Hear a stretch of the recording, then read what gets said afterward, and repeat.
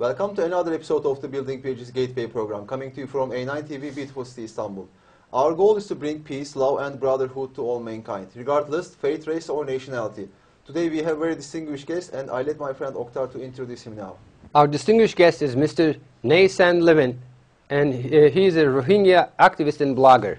He was born in Arakan and grew up in Rangoon. He has worked in the Middle East and now resides in Europe. Mr. Lwin, welcome. It's a pleasure and honor to have you. Thank you for having me here. Thank you. It's my pleasure. Now we will have some questions for you. Yes. Welcome, Mr. Lwin. And I am sure you have been asked this question many times before. But in order to know you that better, we would like to learn how you became an activist. I became an activist since past 13 years. I learned the plight of my people while I was living in Rangoon, former capital of Myanmar. After I left from my country in 2001, I decided to campaign for my people. Their plight, their suffering led me to become an activist. That's great. Yes, Mr. Lwin, while growing up in Arakan or Rakhine State, did you face any difficulties that Rohingya face today? Actually, I left from Arakan in 1984 when I was at 6 years old. Although racial discrimination were there, I didn't face because I was too young, and I learned later that many people face difficulty. Although we could travel to any part in the country because my parents were government staff, but most of the Rohingya are living in open prison since 1978. Yes. Yes, so we know there are difficult situations there. Could you please give us a brief summary of what happened in Rakhine in the last few months? Not just last a few months, but it is 36 years old genocide, Many restrictions on Rohingya exposed in late 1990, although military regime changed their dress and calling themselves as civilian democratic government, all restrictions on Rohingya remain in place. Before 2012, Rohingya at least can move from one to another by getting permission, but now they are completely blocked. More than 1,000 have been killed since June 2012, and the government and extremists keep killing the Rohingya people. Yes, there is an urgent situation, so we have to help them, and the United Nations has to intervene immediately. There's an immediate urgency to help and rescue these people. Yes. Mr. Actually, United Nations and United States, United Kingdom, and all the Western countries keep issuing the statement that they are concerned, but there is no real action. They are not they are not saving the life of these all innocent people. Yes. Yes. Mr. Lwin, after the recent events, we know that the Rohingya village that hosted 340 houses and 4,000 inhabitants is now empty. It's totally blocked and declared to be no entry zone for Rohingyas and observers. What do you think will happen there, and where will those people reside, and do you think they will go back to their village and rebuild their homes like most of the fleeing refugees who return to their original dwelling places in Nagamin, operation in 1977 and 78. So far, up to now, 500 women and children returned to the village, yet more than 3,000 are remaining. Their houses were partially destroyed. Recently, 22 houses were torched by police. As usual, it will take a few months or a year to settle back everything, as the government is propagating that the policeman was killed by the villager. The man and young wife are in fear of arrest, so they will not go back to the village till there is a guarantee for them that they will not be killed or arrested. So all of personal belonging and property were looted. So humanitarian intervention is urgently needed for the people escape from the village. Well, in one of your articles, you state that President Thein Sein told that United Nations High Commissioner for Refugees chief that Burma will take the responsibility for its ethnic and nationalities, but it is impossible to recognize illegal border crossing Rohingya who are not native to Burma. He asked United Nations High Commissioner Refugees Chief Antonio Guterres to recognize Rohingya as refugees and operate camps inside the country till they can be resettled as in a third country, and this is willing to take them. But the United Nations HCR chief quickly rejected the idea, saying the resettlement program organized by the United Nations HCR are for refugees who are fleeing a country to another in a very specific circumstances. Obviously, it is not related to this situation. What should be the attitude of United Nations and other international organizations in the face of the prosecution that is going on against Rohingya people in front of their eyes? United Nations, United States, United Kingdom, all countries should not just concern for Rohingya. They should intervene. They can take many action against the atrocity on Rohingya. Yes. They are capable to stop everything. They could impose sanctions because it needed to change the attitude of Burmese military regime. But they are just keep condemning, concerning, worrying. But those statements are not saving the life of innocent Rohingya. Right. United Nations must send peacekeeping force to save innocent Rohingya from further attack. They just need to focus on saving life than their diplomacy.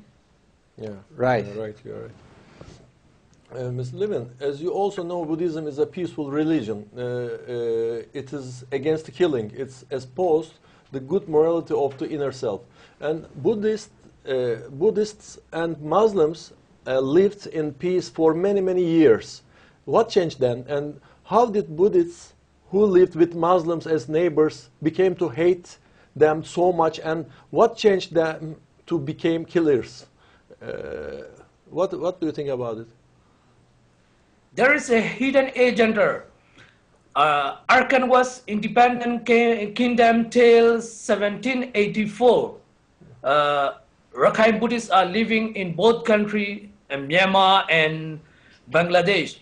Many Bangladeshi Rakhine Buddhists migrated into Arkan illegally in 1970, and they started campaign to establish Rakhine Kingdom or independent country. Since then, their first target is to wipe off Rohingya, as the Rohingya always wanted to be part of Burma. Then they spread hate against Rohingya.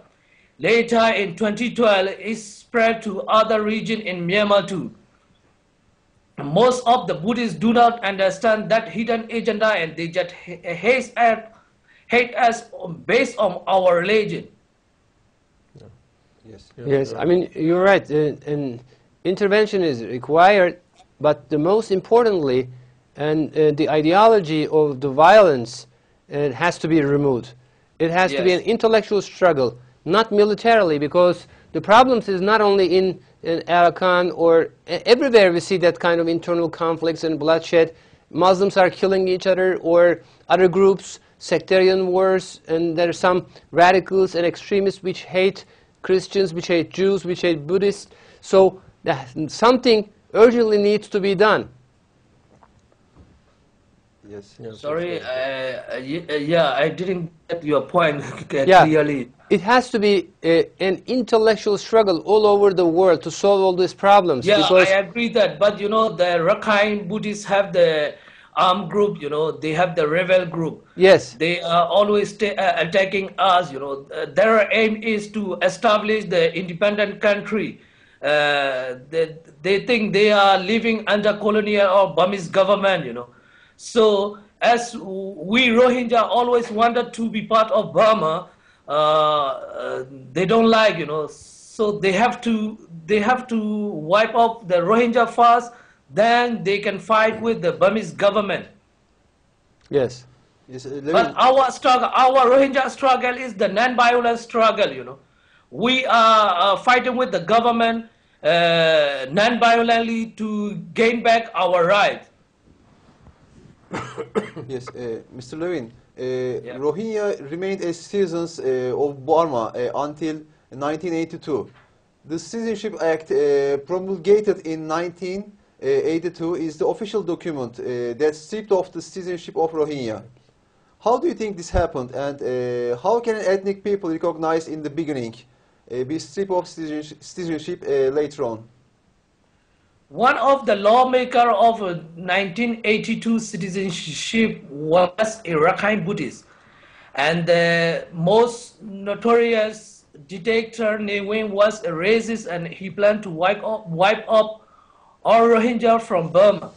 There were 144 ethnic groups before 1973, but 9 were removed from the list. All were Muslim.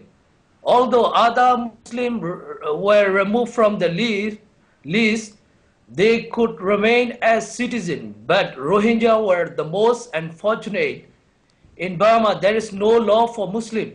The government can do anything at any time. Today, we can be a citizen or indigenous, but not sure for tomorrow. All things are just on their mouth.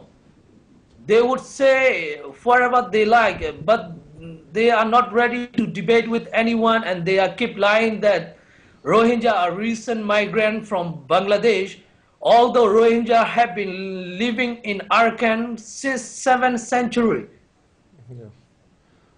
Yeah. Ms. Lwin, what do you think Myanmar is so much under the influence of Islamophobia? Islamophobia is not only in Myanmar, but also in everywhere. But why Myanmar is so much under influence of the Islamophobia is prominent monks are propagating every day that Myanmar will become Islamic country in very near future.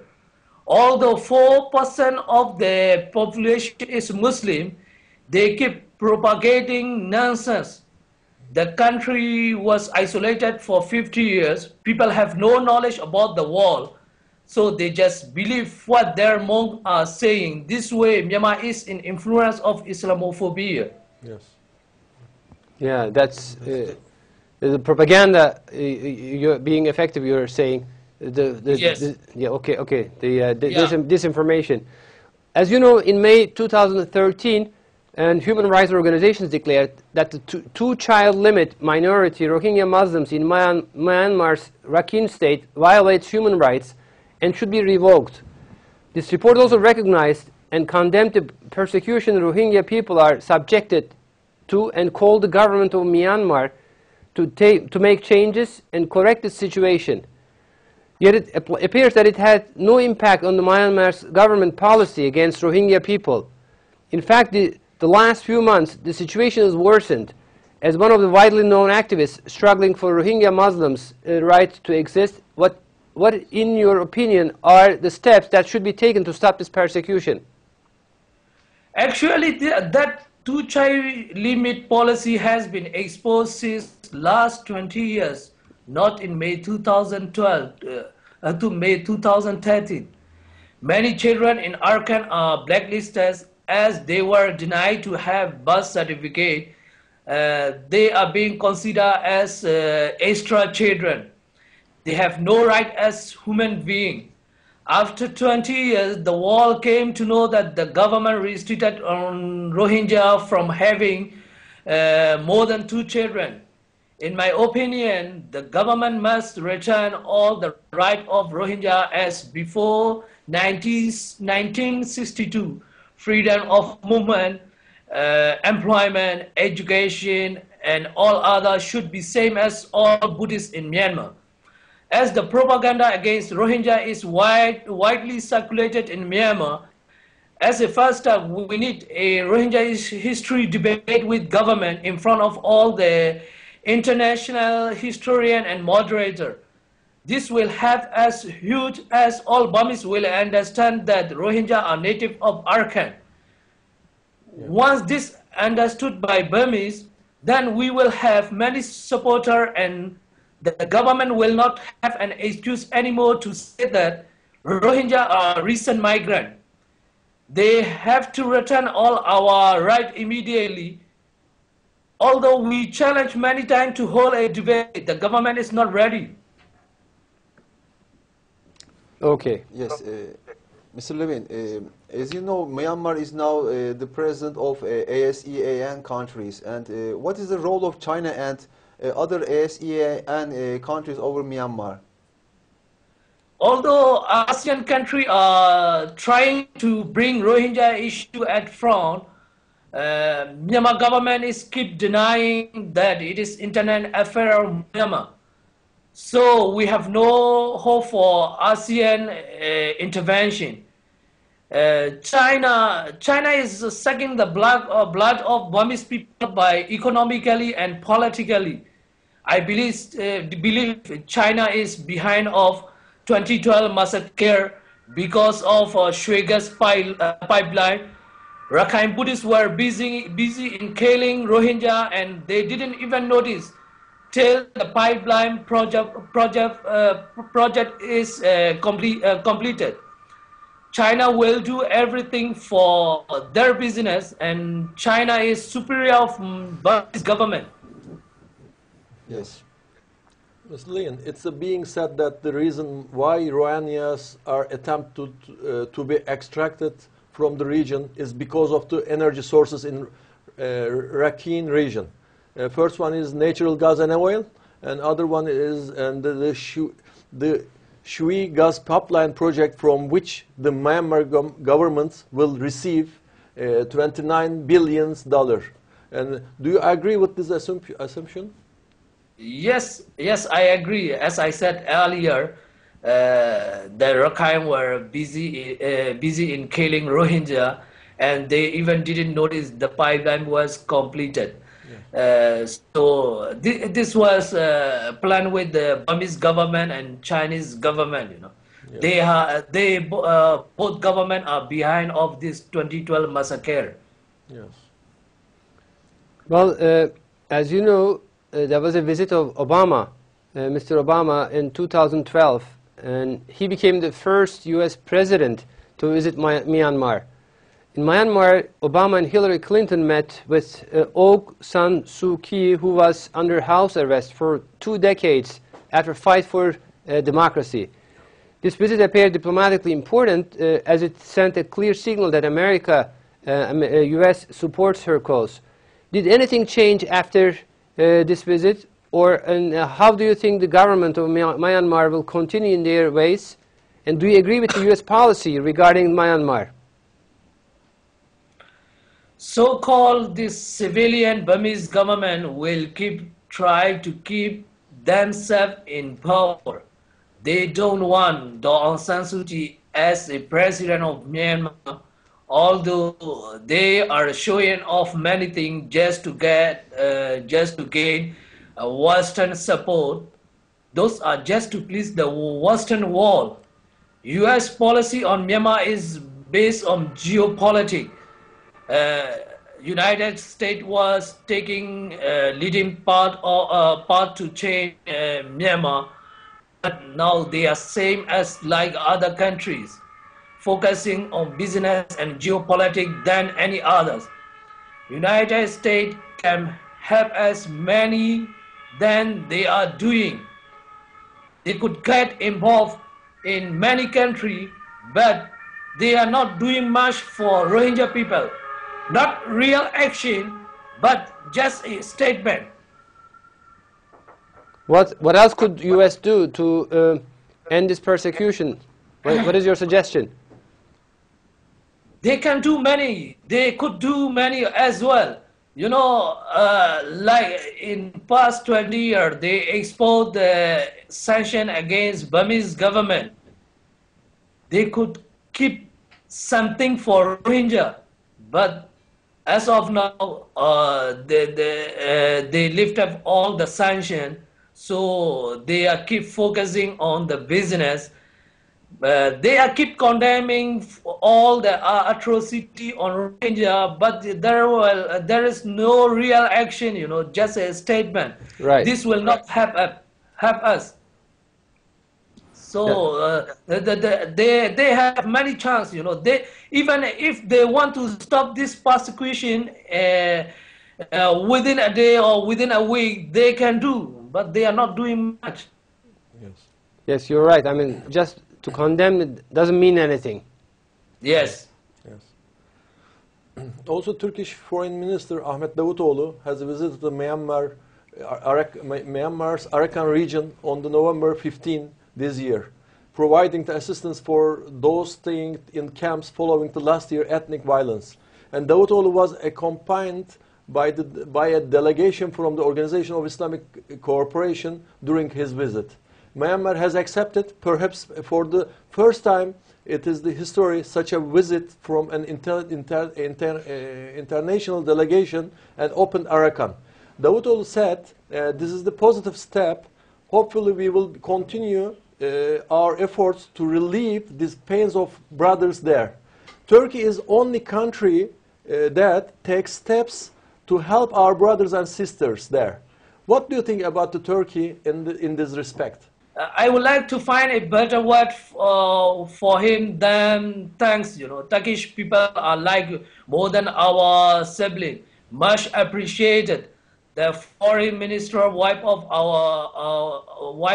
the tear of my people in Sitwe.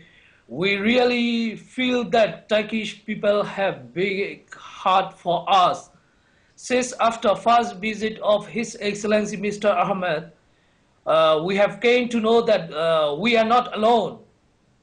I would like to thank to Turkish government and Turkish people on behalf of all Rohingya living in Arakan and in exile for standing with oppressed people. Yes. Yes, definitely. I mean, yes. Yes, Mr. Lwin, the last question is, as you know, Mr. Adnan Oktar is one of the few names who lent an ear to the voices of activists who keep making calls for help in the face of the most recent attacks against the people of Rohingya. As you know, the hashtags Mr. Adnan Oktar started on social media, calling for all authorities, aid organizations and peace activists in our country and abroad to take immediate action, had a broad impact in the media. The hashtags became the #1 trending topic on Twitter, both in Turkey and worldwide, in a very short period of time. Could you please tell us what you think about Mr. Adnan Oktar and his efforts to help people of Rohingya? Mr. Adnan Oktar is well-known author, and he is like a celebrity. MashaAllah. We need more campaign from this type of prominent people. Mr. Oktar launched his campaign in time. It helped a lot for the public awareness. Yes. We appreciate all his effort, and we would like to urge him to continue campaign for us, as we are friendless in the country. Yes. The more we have supporter, the more we'll know our plight. Jazakallah, Mr. Adnan Oktar. We will pray for you and all Turkish people to help us more, and may Almighty Allah give you more chance to end our persecution. Yes. Definitely. I mean, our brothers and sisters are being oppressed in Myanmar. They are the loneliest people and most oppressed people living there. So it definitely something needs to be done urgently, and inshallah, Mr. Adnan Oktar and us will do everything we can to help our brothers and sisters there. Yes, Yeah, inshallah. Again, I would like to thank all Turkish people and the Turkish government because of the visit of Turkish Foreign Minister, His Excellency Mr. Ahmed. We felt that we are not alone. No, you are not. You are not. Yes. We have still many brother and sister in the world, so it is really, very valuable. We have very valuable brother and sister in Turkey. We are very happy for that. I would like to thank on behalf of all the Rohingya. Inshallah. Inshallah. And inshallah, good days are soon. We pray Yeah. to Allah because there are problems in Myanmar, there are Arakan, and there are problems in Syria, there are problems in Egypt, there are problems everywhere in the world. Yes. And inshallah, something needs to be done. Good people Inshallah. coming together, inshallah, with a unity and, Yeah. and alliance, not only with Muslims, Christians, Jews, coming all together, inshallah. This world will change, and Allah wants us to do that, to Yeah. change this world, and it is inshallah soon. Inshallah, inshallah. Inshallah. Inshallah. So, thank you for joining us, Mr. Naisan Lwin. Yeah. We all pray that, brothers and sisters, inshallah, Allah will help you very soon, inshallah. Inshallah. We come to the end of our show today. We had very great interview with you. On behalf of everyone here in Istanbul, we would like to say goodbye. Inshallah. And we Yeah. would like to invite you to Istanbul, Inshallah. Mr. Brother Levin. Inshallah, inshallah. Inshallah. I will visit soon, inshallah. Inshallah. I would like to thank to A9 TV and all the team member of A9 TV. Thank you. Inshallah, I will have a watch our interview online. Yeah, inshallah, Inshallah. come here, be our guest in live TV program, and in order to your voice to be heard in all over the world, inshallah. Inshallah. Inshallah. Inshallah. Assalamu alaikum. Thank you so much for having me you. here. Salam. Salam. Salam.